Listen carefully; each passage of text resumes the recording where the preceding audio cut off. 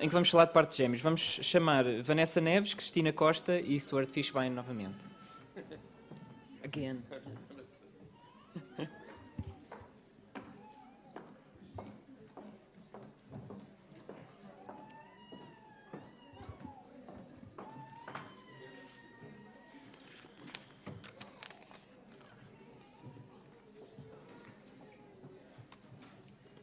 Esta é a nossa última mesa redonda e, apesar de tudo, continuamos com atraso, mas vamos tentar não prejudicar o tempo que temos para as apresentações e para debate. Embora saibamos já, provavelmente, que vamos terminar um pouco mais tarde do que estaríamos a prever e pedimos desculpa por isso.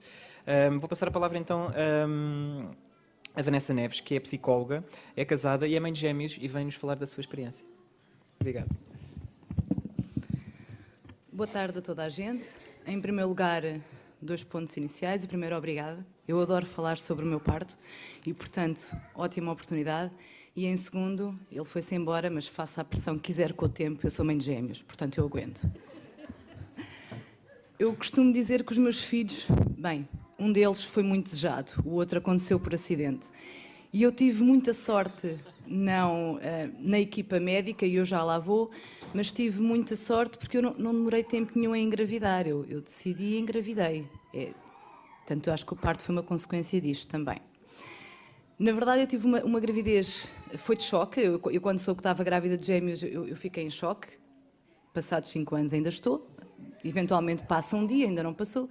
Porque eu nunca achei piada, portanto, achei que esta coisa de ter gêmeos seria muito engraçada para os outros, coitados, problemas a dobrar, mas eu nunca achei piada. E calhou-me na rifa. Eu preferia os cabazes, mas calhou-me na rifa, os gêmeos. A verdade é que a minha gravidez foi muito tranquila até às 30 semanas. E eu que sempre achei que o parto é uma coisa perfeitamente normal e natural, portanto, eles saem para onde têm que sair, não é? Digo eu que acho que a natureza funciona muito bem. Se calhar um bocadinho, depois de ter ouvido aqui durante o dia, se calhar um bocadinho influenciada pela minha mãe, que passou por uma gravidez com um parto natural, o meu e o do meu irmão por cesariana, e ela sempre disse que o meu tinha sido muito melhor e muito mais fácil e muito mais tudo. E, portanto, eu achei, ok, então, é este o caminho, não há dúvidas nenhumas. E mudei de ginecologista pouco antes de engravidar, precisamente porque não queria ter discussões desnecessárias durante a gravidez. Então fui à procura de um médico que apoiasse esta minha coisa de, olha, você pode só ficar a olhar para mim enquanto eu estiver a parir. E acho que encontrei um. Mas, entretanto, engravido de gêmeos. E isto mexeu aqui um bocadinho com a minha informação e com a minha segurança enquanto mulher. E uma das perguntas que lhe fiz a determinada altura, e se calhar também influenciada por uma experiência menos positiva de uma amiga muito próxima que teve um filho muito prematuro e que não está cá para contar a história dele, e se calhar por causa disso perguntei ao médico, olha, e de ouvir relatos também de grávidas de gêmeos que tinham tido os filhos prematuros, era assim, parecia que era uma coisa muito usual. Então eu achei, bom, então se me acontecer alguma coisa, onde é que eu vou? Para onde é que eu me dirijo? Se houver algum risco de pré-parto, se eu tiver algum problema, alguma dúvida, para onde é que eu corro? E ele disse-me, então, vai até à MAC. Portanto, Maternidade Alfredo da Costa, doutora Terezinha, que eu já ouvi falar nela, e portanto é lá que vai, e é lá que fica. Muito bem. Então a primeira coisa que eu fiz foi, estava aí com 14 semanas de gestação, ainda um bocadinho a digerir a coisa de serem 2, perguntava sempre se não tinha havido um engano, e iniciei acompanhamento na MAC. E isto até às 30 semanas foi tudo muito tranquilo. Portanto, eu fui uma grávida perfeitamente normal, tal como as outras todas.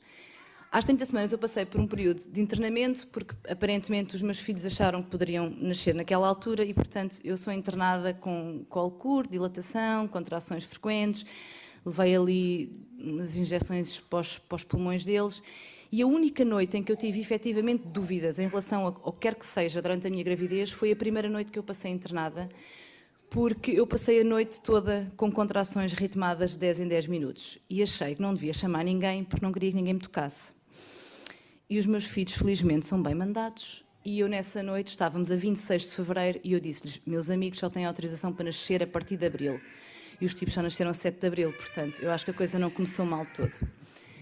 A verdade é que todos os dias eu questionava quando é que podia ir para casa, porque eu achei que estava muito mais segura e muito mais tranquila em casa, e todos os dias perguntava, eu acho que os chateei tanto que ao fim de 8 dias mandaram-me para casa, e eu mantive-me de repouso não absoluto, porque me podia levantar para ir à casa de banho e tomar banho, até às 35 semanas, que foi quando eu tive a minha última consulta. De ressalvar que antes do meu internamento eu achei tudo. Para já eu achei que podia ter um parto em casa, depois não convenci a primeira pessoa que era o pai das crianças. Depois achei que podia ter um parto na água e ainda marquei uma visita, na altura ainda não tinha deixado de haver, então marquei visita em Setúbal, que estava marcada para depois de eu ser internada, portanto acabei por não ir. Também ponderei uma série de hospitais onde eu pudesse estar à vontade e onde eu pudesse deixar que o meu corpo fizesse o que ele tinha a fazer. Mas tudo isto abanou aqui um bocadinho com o período de internamento e com o período de repouso e, portanto, eu achei que devia, em primeiro lugar, também reduzir-me à minha insignificância. No entanto, eu sempre acreditei que a principal responsável de todo o processo que iria acontecer durante o parto era eu. Viesse lá a equipa médica mais experiente que viesse, que eu saiba era eu que ia parir, portanto, eu é que era a principal interveniente. E a última consulta que eu tive foi às 35 semanas. E a médica que não foi nesse dia, a doutora Terezinha, eu já estava com consultas semanais, vira-se para mim, ora bem, muito bem, está 35 semanas, então, olha, estávamos, não sei, a 1 de abril, julgo eu, ou um pouco depois, e ela disse, então pronto, então vamos lá marcar o parto. Como? Então vá, olha, então deixe-me cá ver quando é que está a equipa de gêmeos, então, olha, pode vir a 9 de abril, está cá a doutora Terezinha e pode vir a equipa de gêmeos para induzir o parto. E eu respondi, de forma educada, pois que eu não venho. Não sei se alguém vem por mim, mas eu não venho.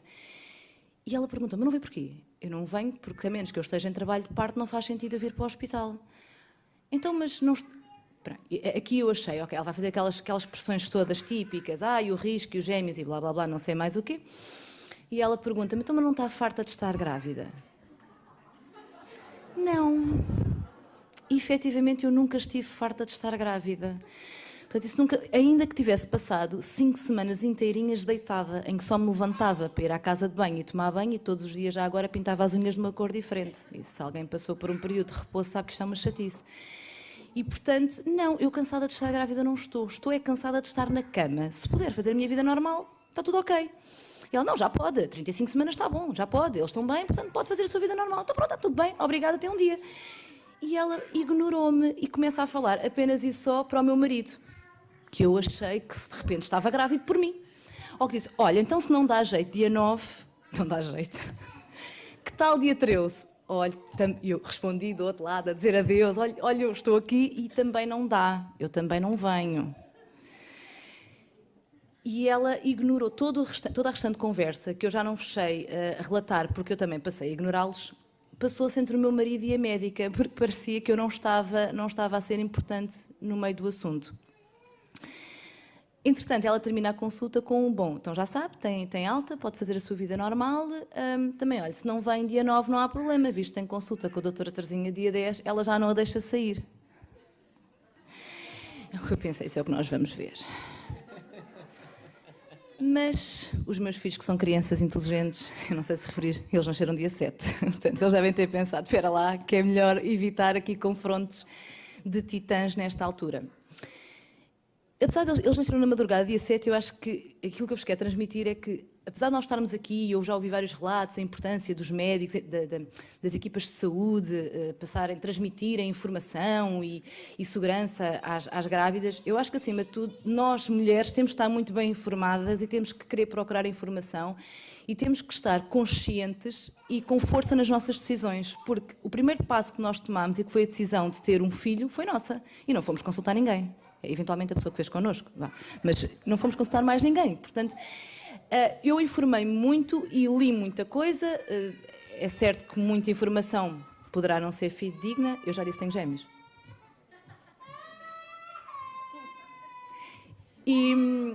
Mas a verdade é que eu estava muito calma e muito relaxada. E como o parto também nunca me assustou muito, deve ter sido a única do meu grupo de amigas que disse isto, eu achava que o parto ia ser um momento espetacular. Então, caramba, era o dia que eu ia conhecer os meus filhos, não era brutal? Portanto, eu estava, de facto, muito calma. E o meu parto começou 2 dias antes deles nascerem. Portanto, eu dirigi-me ao hospital na madrugada de domingo, dia 7, e 2 dias antes eu acordei com contrações, que acabei por perceber que não estava confortável na cama, fui até ao sofá, andei ali 2 horas com contrações de 10 em 10 minutos e achei, isto tinha a indicação da médica na última consulta de você, quando começar a ter dores, despache-se e venha logo, ainda lhe nasce uma criança no caminho. E a minha resposta foi pronta, também isso era espetacular. Um miúdo nascido no carro é parte santo, depois já tenho que ter a outra. Acho que ela não me levou a sério. E o meu marido também não gostou. Mas eu tive ali aquela noite, ali 2 horas, assim, aquilo estava difícil. Eu pensei, bom, ora bem, nós tínhamos já a dilatação, temos um colo curto, temos 2 bebés, tínhamos um P5, que foi assim que o Vicente foi apelidado na última ecografia. Portanto, se calhar, vamos lá ver. Então decidi tomar banho, que é aquela coisa que se calhar fazemos todos. Vou tomar banho que só vai ao racha, portanto, ou parto, desata aqui a continuar, ou isto acalma. E efetivamente acalmou. E portanto eu achei, ok, calma, que isto está para breve, mas o melhor é ficar aqui sossegadinha e pelo sim, pelo não, só à noite é que eu disse ao pai das criancinhas como é que tinha sido a noite anterior. Não vamos estressar desnecessariamente. Isto teve tudo muito calmo, sem uma única contração que eu tivesse dado conta, até à noite em que efetivamente eles nasceram. E eu vou ressalvar mais uma vez que eu acho que isto foi aquilo que determinou todo o meu parto. Que sim, que teve intervenções, que sim, teve algumas mexidas que eu acho que são desnecessárias, mas que para mim foi espetacular e eu estive super calma durante todo o processo. E eu não tenho dúvidas hoje em dia que foi isto que fez com que eu estivesse tão bem durante toda esta experiência que para mim foi espetacular.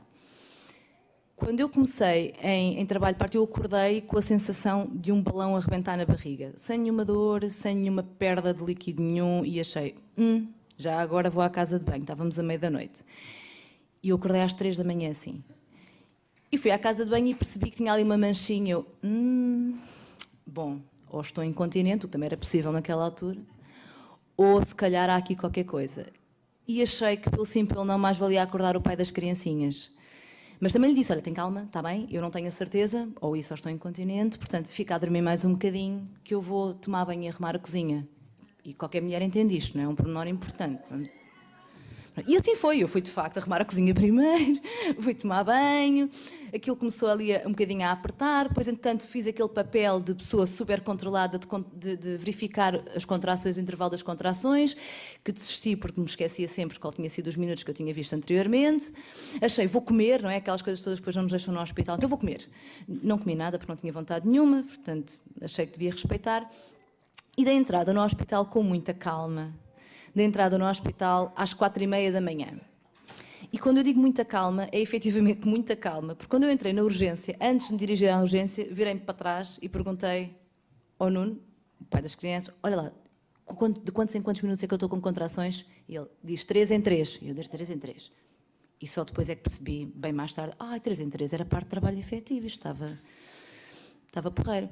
E eu entrei de facto calma e sentei-me nas urgências, na triagem, o enfermeiro pergunta, então, o que é que atrás cá? Olha, é uma gravidez gemelar, são 35 mais 5 e eu acho que estou em trabalho de parto. Acha? Pois eu acho. Ele lá mandou aqueles procedimentos todos, né? Mandou-me despir e assim que eu me diz, tem bolsa rota, pois tem. E ele, olha, já agora, tem dor. Atenção, tem dor. Tenho, 3 em 3 minutos, diz o meu marido. E ele regalou os olhos, eu não percebi logo. E depois iniciamos aquele processo em que eu sabia que ele me ia mexer, sabia que iam haver mais mexidas, mas eu achei, e desde sempre pensei para mim, que isso não vai alterar o meu estado de espírito, porque é o meu estado de espírito que vai controlar isto tudo. E, portanto, a partir do momento que ele disse, eu vou fazer-lhe o toque, eu disse, eu respondi, com certeza, já sei que vai começar, portanto vão haver várias mexidas a partir de agora, não é? E, efetivamente, e resumi, porque ele diz que eu tenho 1 minuto. O Vicente e a Núria nasceram passado uns minutos deste procedimento. Eu entrei na maternidade com 8 centímetros de dilatação, contrações 3 em 3 minutos.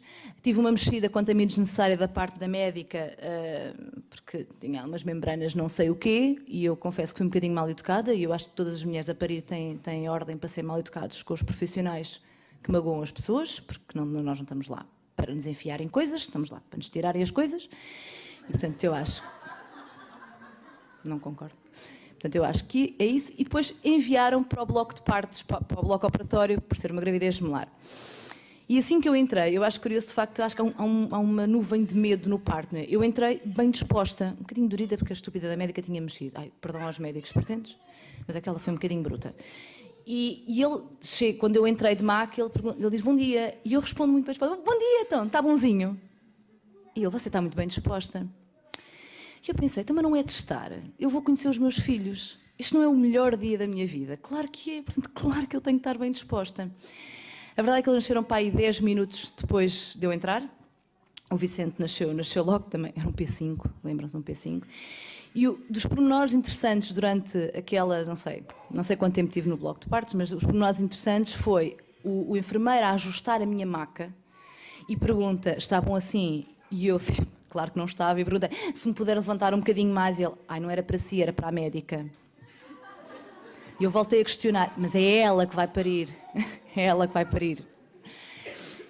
E, entretanto, quando a Núria nasceu a seguir, e aqui eu não tive um período de pausa, não é? Eu sabia que poderia levar mais tempo, ela nasceu com 5 minutos de intervalo do irmão, e eu poderia ter ficado a pensar sobre isto muito tempo, mas achei que não devia, lá está.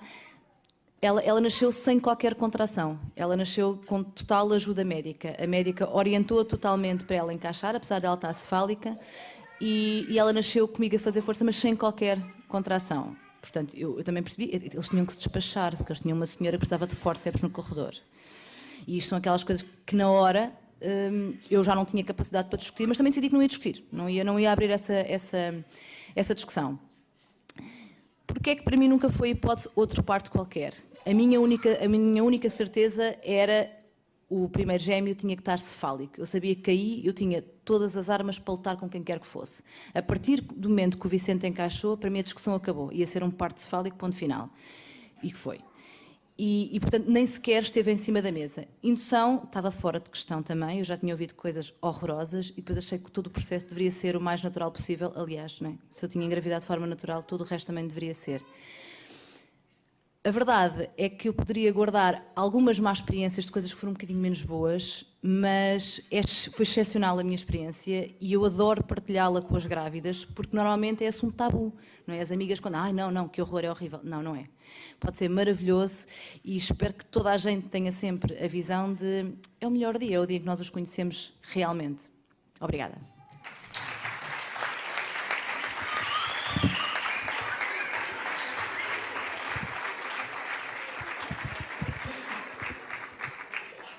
Muito obrigado. Dou agora a palavra à Cristina Costa, que é médica especialista em ginecologia e obstetrícia, atualmente no Centro Hospitalar de Setúbal, um hospital pioneiro no parto na água. E esta técnica foi implementada também com a sua ajuda, após ser coordenadora de obstetrícia no Hospital Particular de Lisboa, onde se prestou assistência a partos na água até o hospital ter sido encerrado. É ela própria mãe de gêmeos e defende que a melhor forma de nascer para gêmeos é aquela que fizer a mãe mais feliz com os bebés mais saudáveis. Obrigado.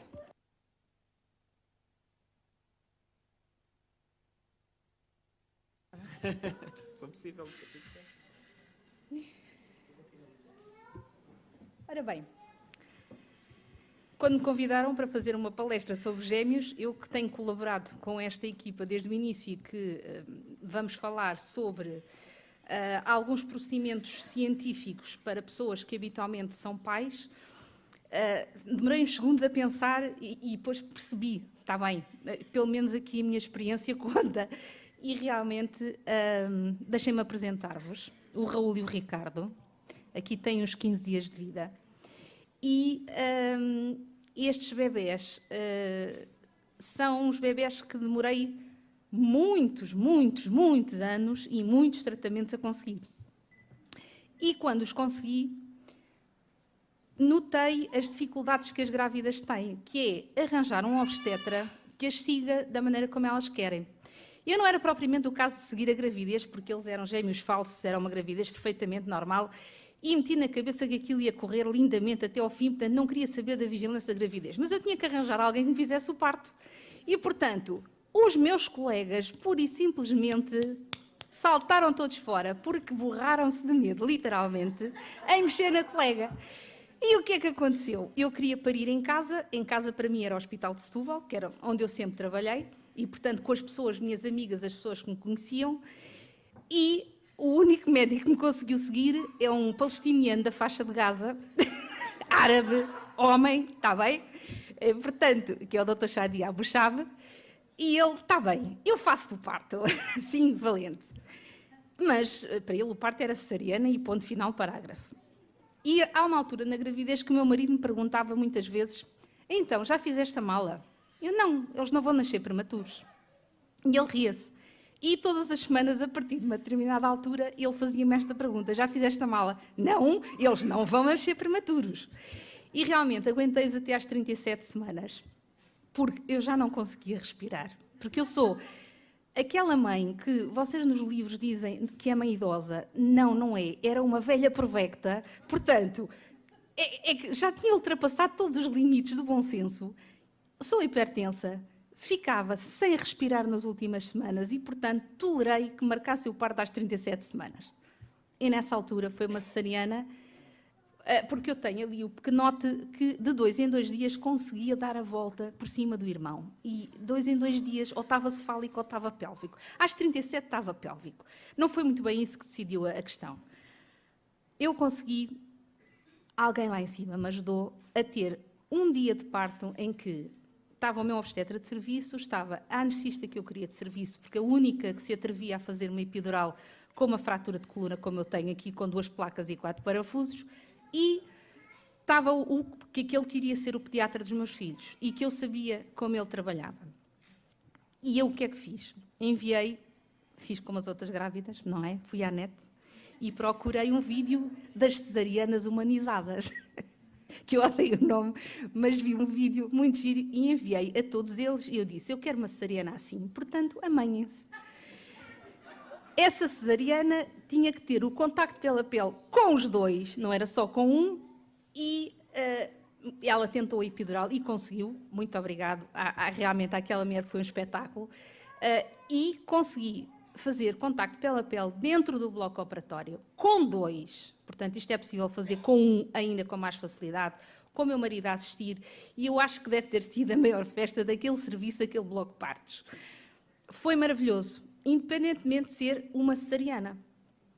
E eu agora, quando venho falar de gêmeos, até na altura não procurei muita informação dos riscos, porquê? Porque eu fui procurar aquela que me interessava, que é os gêmeos falsos, e que normalmente são gravidezes, não têm grandes riscos. Não fui procurar grande confusão na minha cabeça naquele momento. Deixei de trabalhar? Não.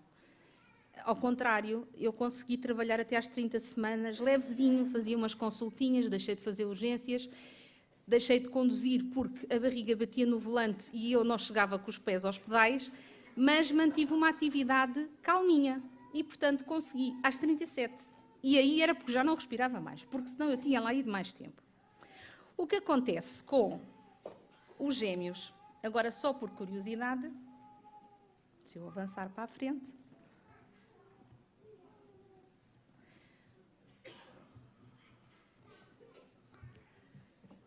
para vocês terem uma ideia, isto é mera estatística, do qual eu não consigo ver nada, mas isto é o que na natureza se passa, que é nós termos aqui uma incidência de gêmeos bastante baixa na espécie humana.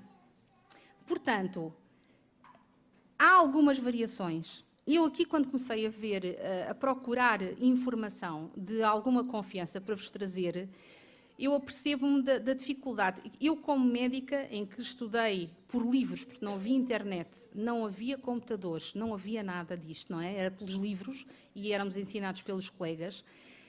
Hoje em dia deparo-me com um mundo de informação. E nós, ao termos toda esta informação disponível, torna-se extremamente complicado termos algum discernimento para ir procurar. Portanto, vamos ver aqueles que mais ou menos são comparáveis, que são repetidos, em que todos dizem a mesma coisa. Mas eu entendo a dificuldade que é para nós, entendo a dificuldade que é para os meus colegas mais velhos, que nem sequer mexem nos computadores, mas depois também ainda mais dificuldade será para vocês que não são médicos e, portanto, que não têm informação científica para entender muitos destes números que às vezes vocês leem na internet. Conseguem ir aos sites, conseguem, mas às vezes interpretar é complicado. E depois discernir no meio daquilo tudo, afinal, onde é que está a razão. Isto foi só curiosidade. E reparem que aqui, quando é que há mais gêmeos? há realmente nas multíparas, portanto, numa idade materna, ainda ali entre os 35 e os 39 anos, porque pela multiparidade que há nessa idade e também por algumas alterações hormonais. Depois, aquelas concepções que são logo após a cessação dos anticonceptivos, se calhar que terá sido ali que o caso dela, mas sobretudo por isto. Estas técnicas de reprodução medicamente assistida fez aumentar a gravidez no lar em mais de 70% desde 1980. Vocês têm ouvido muito os velhos dizerem hoje em dia há tantos gêmeos, vê-se tantos gêmeos, principalmente nos países nórdicos. É verdade, há gêmeos por todo o lado, por causa disto. E aqui o que acontece é que, atualmente, por exemplo, nos Estados Unidos, os números que eu consegui é que 3% dos partos são de gêmeos e daqui 60% nascem de cesariana. Quando nós temos depois uns números assim um bocadinho feios, isto porquê? Porque nós vamos ver aqui na mortalidade, peço desculpa,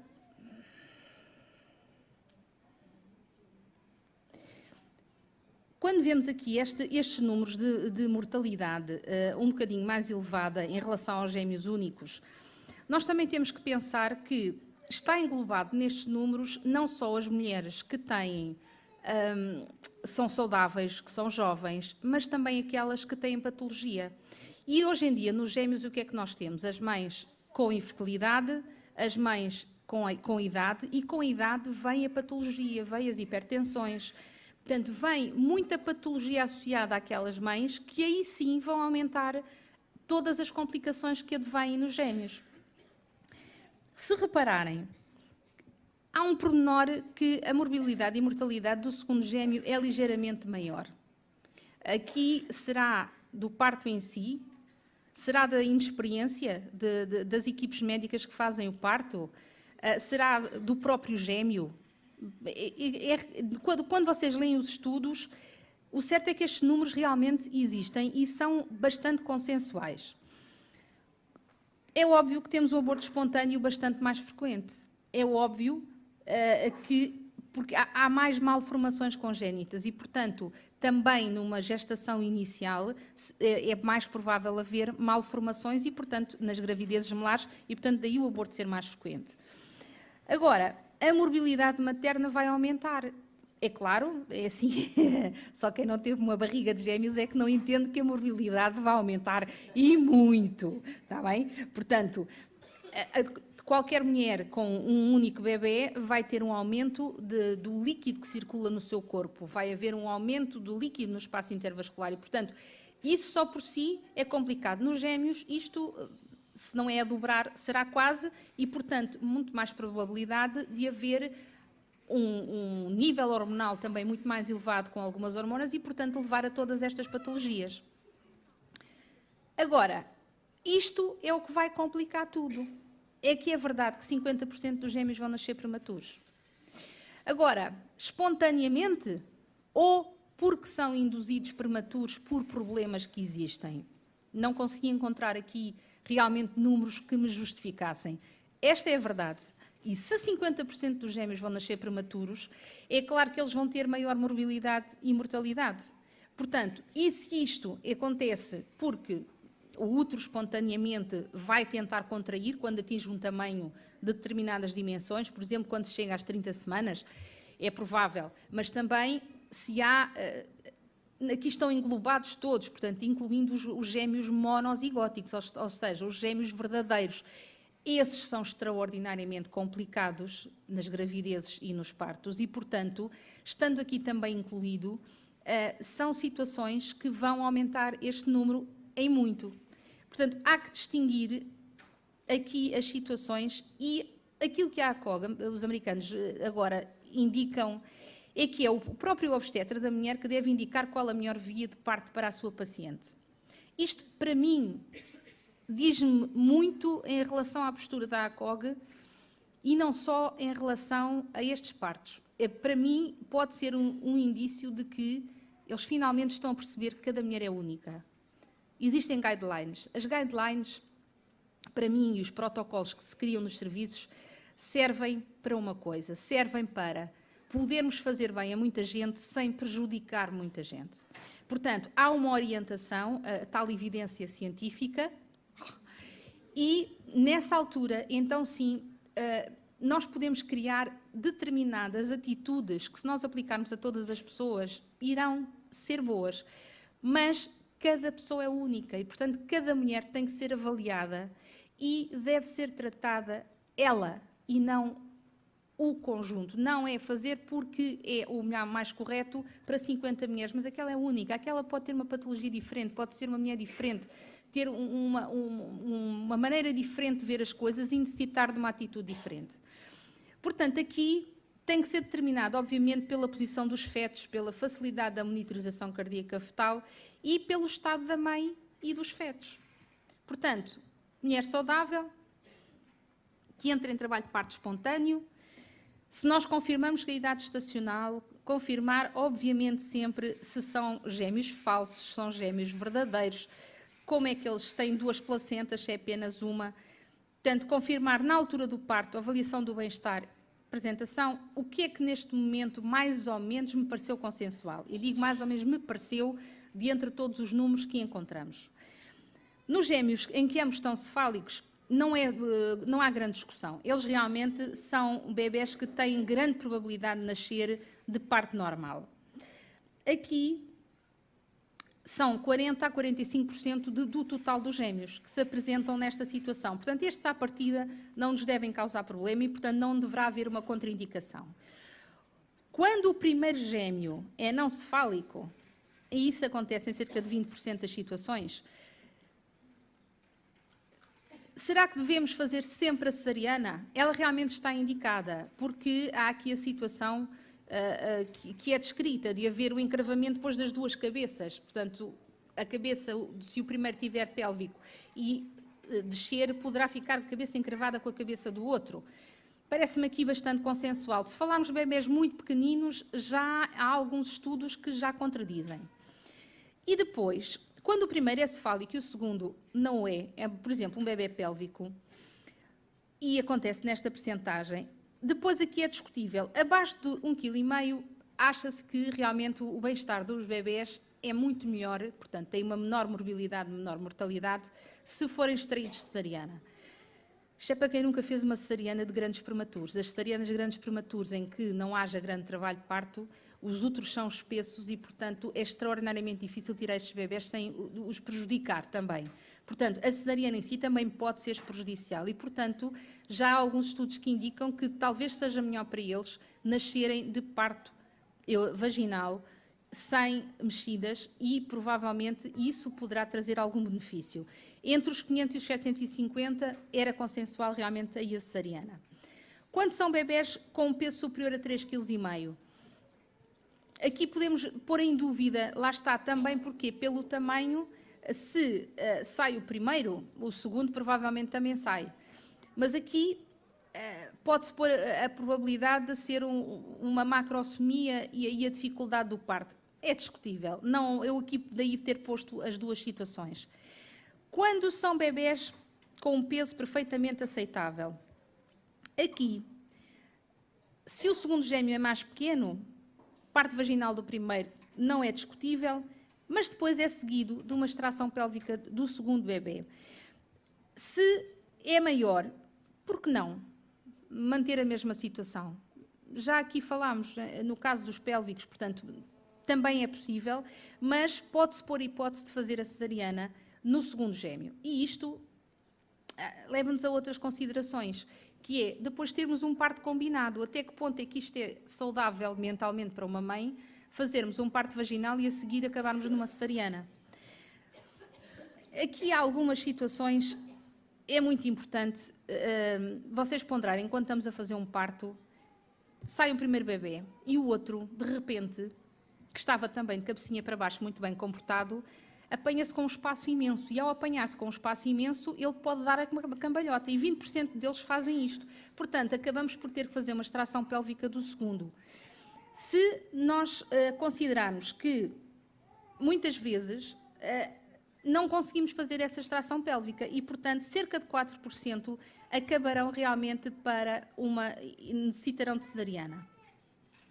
O parto combinado, portanto, um parto vaginal seguido de uma cesariana para a extração do segundo gêmeo, não tem, realmente, não é estatisticamente significativo sequer a situação de um maior aumento de infecção, uma endometrite da mãe no pós-parto. É, sobretudo aqui, acho que a parte, eventualmente, física, psicológica da mãe que poderá estar em causa. Aqui, não vou abusar muito mais. Já tínhamos falado, no fundo, desta necessidade portanto, eu aqui ponho um bocadinho em causa a versão externa que é feita, e apenas por isto, é que ela realmente poderá ser eficaz em cerca de 46% ou cerca de 50% das situações. Portanto, muitas vezes acabamos mesmo por, nestas situações, tentar fazer a versão do bebê, mas acabar por ter que fazer a extração pélvica e não ser eficaz. Acabamos, às vezes, por acabar num parto por cesariana, se houver prolapso do cordão ou outras situações. O intervalo entre o nascimento dos gêmeos não é importante. Não houve nenhum estudo que considerasse que o bebê tinha que nascer rapidamente. Nascem ou não nascem, espera-se o tempo que não interessa. Aqui, houve aqui umas coisas que eu retirei. A recomendação de monitorização externa de ambos os fetos nestes partos, recomendam epidural. Enfim, eu acho que é um bocadinho discutível. Há casos de mulheres que toleram perfeitamente um parto sem epidural, um parto ao natural e, portanto, não é uma recomendação.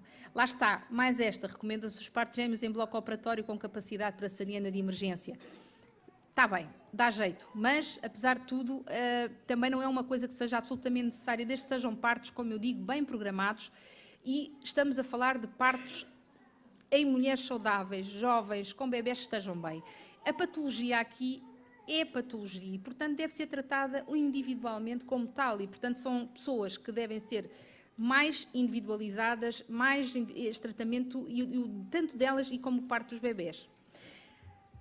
Aqui, em todos os estudos, há uma coisa que é consensual e que nos leva a pensar muito, muito bem quando se faz o parto de gêmeos. Eu, quando era jovem, inconsciente e andava em treino, esfregava as mãos de contente quando apareciam os gêmeos e, portanto, saía ao primeiro e eu metia lá logo a mão para agarrar o segundo, que era para ele não virar, daí a pressa da médica, que era para conseguir extraí-lo rapidamente, ou então ir buscá-lo em pélvico e tudo era super fácil e nós conseguimos resolver os problemas todos. Mas, cada vez mais, e isto é extremamente importante, vocês tenham a noção, perdemos o treino. Porquê? A minha geração é uma geração que saiu do hospital público, portanto, eu acabei a especialidade e não havia concursos públicos, portanto, desaparecemos para os privados, desaparecemos completamente da função pública. E os jovens que estão agora a ser treinados perderam a nossa geração, portanto, estão a ser treinados por colegas muito mais antigos, que são os que sabem ainda fazer os partos pélvicos e os gemelares e os fórceps, mas, ao mesmo tempo, já estão velhos e cansados e já não estão para isso.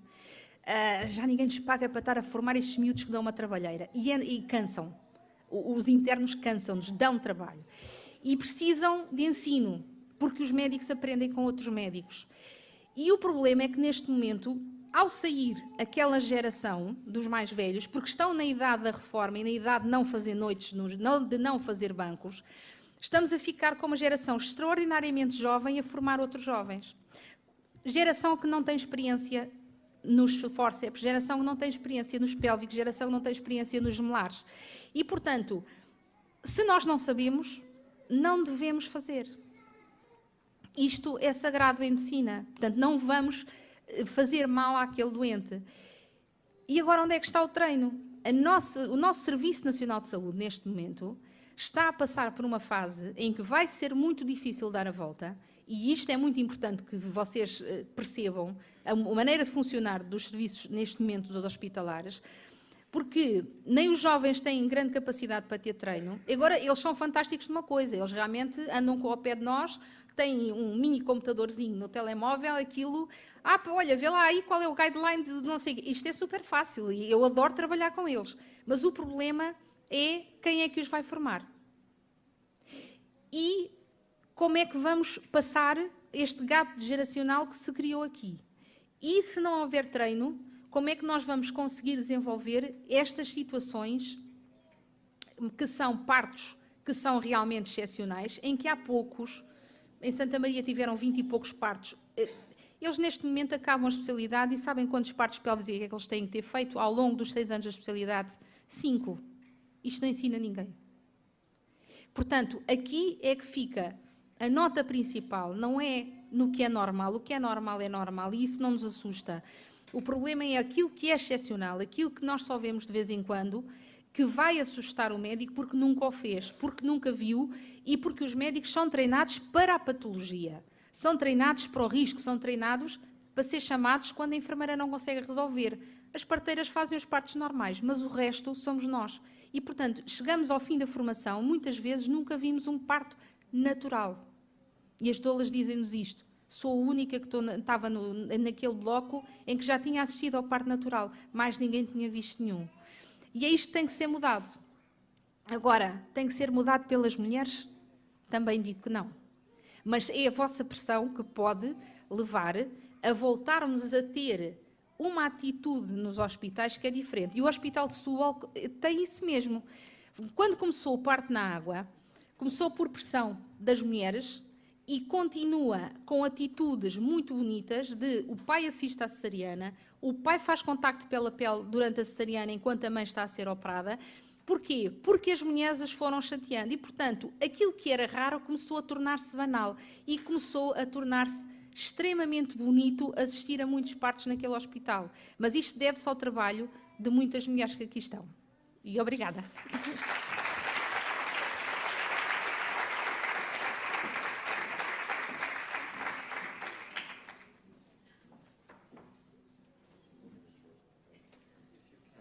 I don't know that I can. Can I have the tech guys pull up the twin?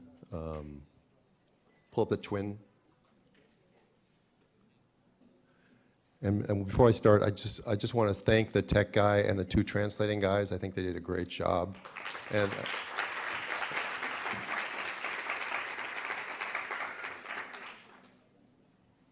that one. Pull up that one. Whoop. All right, what I'm going to do instead of talking, because Dr. Castro did really cover the topic really well, is just show a video, all right, of something that can be done. Can you play that? Oh, I can play that.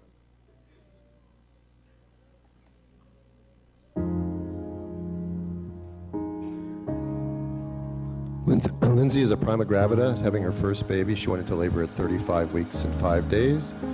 And this is a home twin breech birth, a vertex breech birth. And I'm going to cut out part of the middle of it because the whole video is 20 minutes long.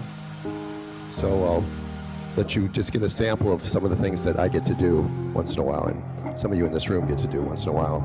It's a lot different from the hecticness that we've heard in the last 2 cases of the obstetrical world and the birth and the twin birthing. Gray hairs, this one.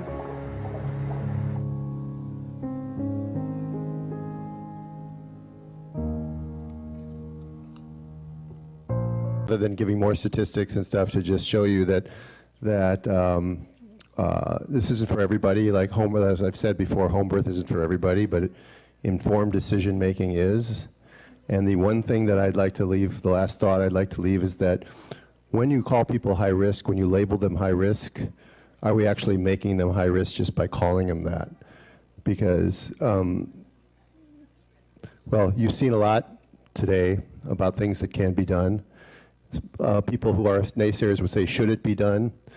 And the options, of course, if the hospital had options that were equivalent, I would say that, no, not necessarily, or maybe so. But ultimately, the choice belongs to the people. And even in Los Angeles, we have such limited choices. By the way, I have twins as well. So it is sort of funny that all 3 of us up here have twins. I didn't labor very long. My wife had a C-section for them, but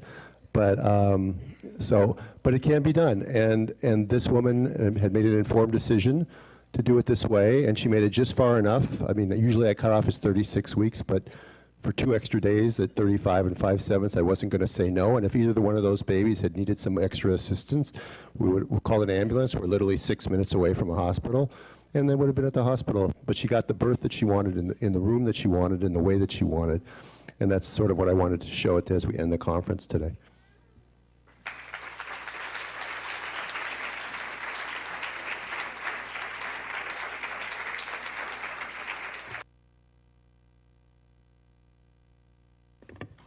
Muito obrigado. Para além da questão que já está, da pessoa que já está registada para fazer uma questão, vamos aceitar mais uma questão. Portanto, outra pessoa que se queira registar para fazer alguma pergunta. Ok, vamos para já ouvir aquela questão. Ok, boa tarde a todos. Eu tenho um comentário que, ao ouvir as duas primeiras preleções, eu estava sempre a pensar o que é que são cuidados. E a prática baseada na evidência diz-nos que há 3 vetores. E o primeiro vetor é a melhor evidência disponível, o segundo vetor é a experiência do profissional.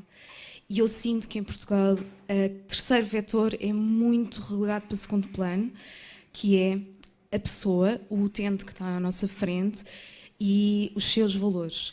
Portanto, o Dr. Stu acabou de dizer isso. Aquela mulher, aquele casal tem direito a escolher. E nós tivemos o dia inteiro todos cá a falar sobre isto. E eu sinto que ainda é a questão aqui fundamental, que é os direitos das mulheres na escolha.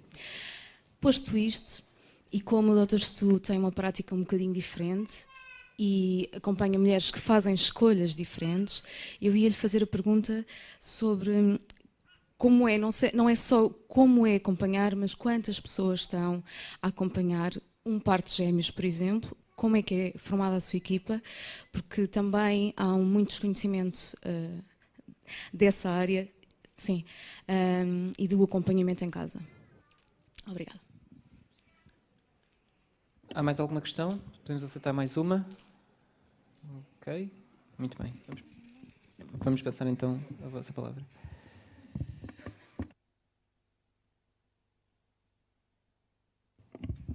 Thanks for the question.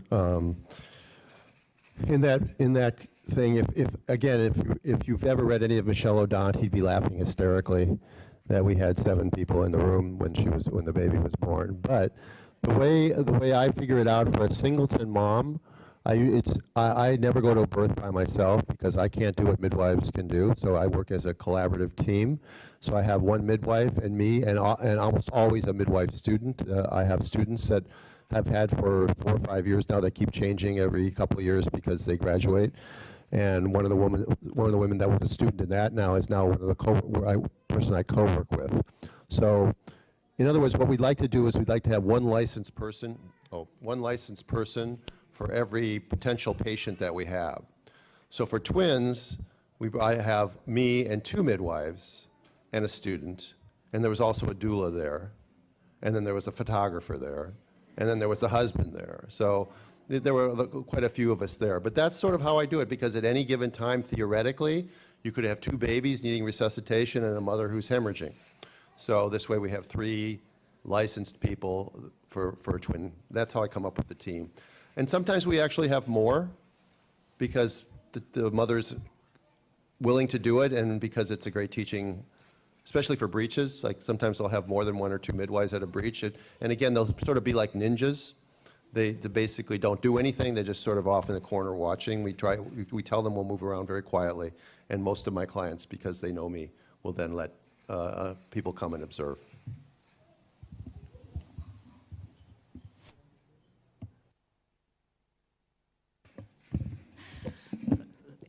É muito rápido. Eu queria sugerir que, e visto que há aqui muitas mães, que, quanto a mim, mais importante do que focarmos a responsabilidade nos profissionais de saúde, e perdoem-me dizer isto, é educarmos as nossas filhas a terem a capacidade, os nossos filhos, a terem a capacidade de dizerem aquilo que querem.